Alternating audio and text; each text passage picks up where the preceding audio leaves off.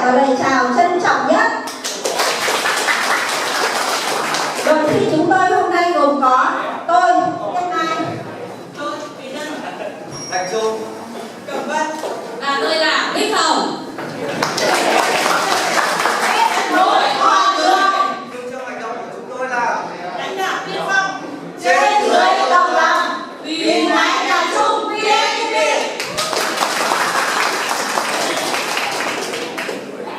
Trên đây là phần chào hỏi của đội phòng của chị cán bộ lao động tiền lương. Sau đây đội chúng tôi xin được bước vào phần thi của mình.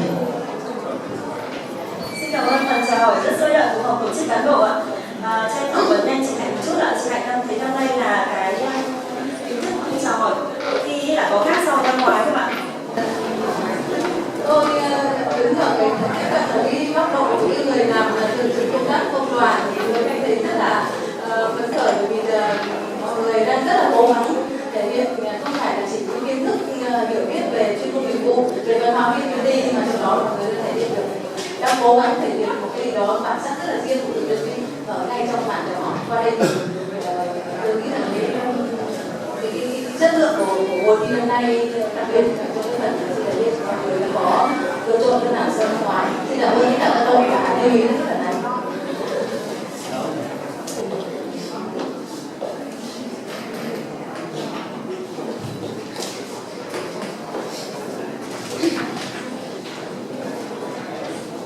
Phòng tổ chức bắt được đề số 5. Xin phép thảo luận. xin mời phòng thi của phòng trước xem nội dung trước ạ. Cái phần này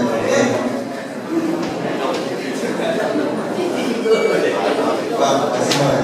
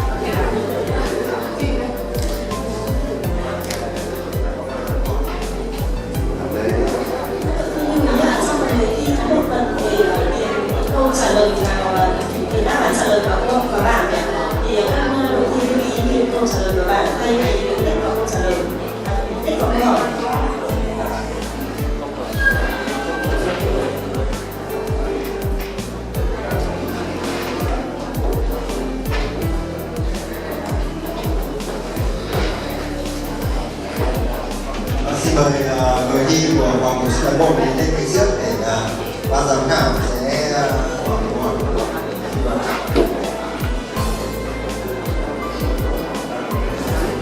Mời ban giám khảo.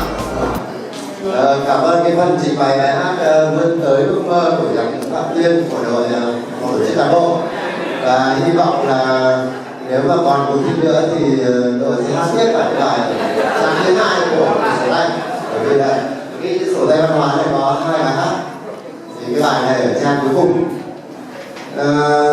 Ban giám khảo, thay mặt ban giám khảo thì tôi xin nêu câu hỏi phụ đối với đội phòng tổ chức cán bộ. Thì chúng ta được biết là phòng tổ chức cán bộ được chuyên môn công đoàn giao cho một cái nhiệm vụ rất là quan trọng trong thời gian gần đây, là cái đơn vị mà chủ lực để triển khai cái văn hóa VNPT đến tất cả cán bộ đoàn viên và các đơn vị trực thuộc trung tâm.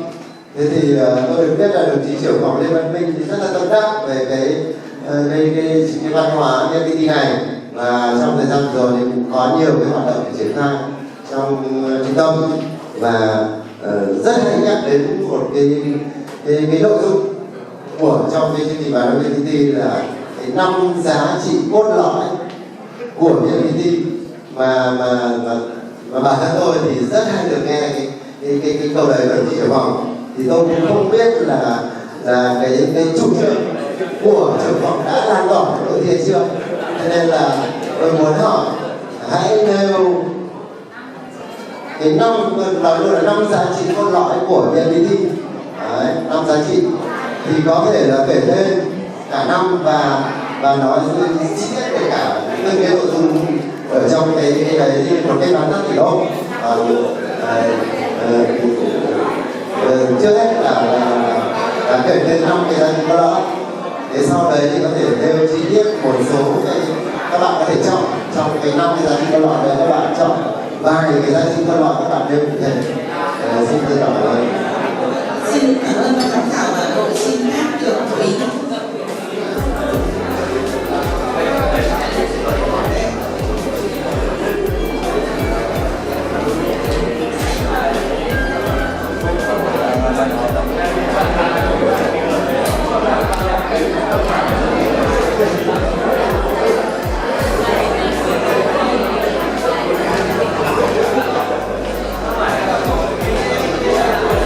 Xin trả lời câu hỏi của ban giám khảo. Trong số 5 giá trị cốt lõi của VNPT gồm có thứ nhất là giá trị tinh thần, thứ hai là truyền thống, thứ ba sức mạnh, thứ tư là chuẩn mực và thứ năm là trách nhiệm.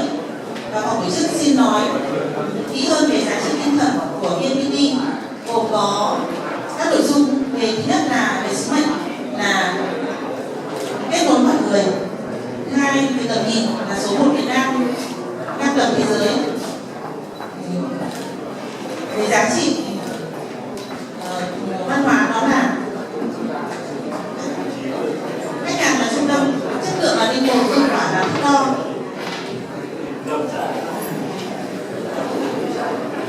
Về nội dung về chuẩn mực VNPT gồm có các nội dung về chuẩn mực chung, chuẩn mực tập thể, chuẩn mực cá nhân và chuẩn mực hình thành. Xin hết.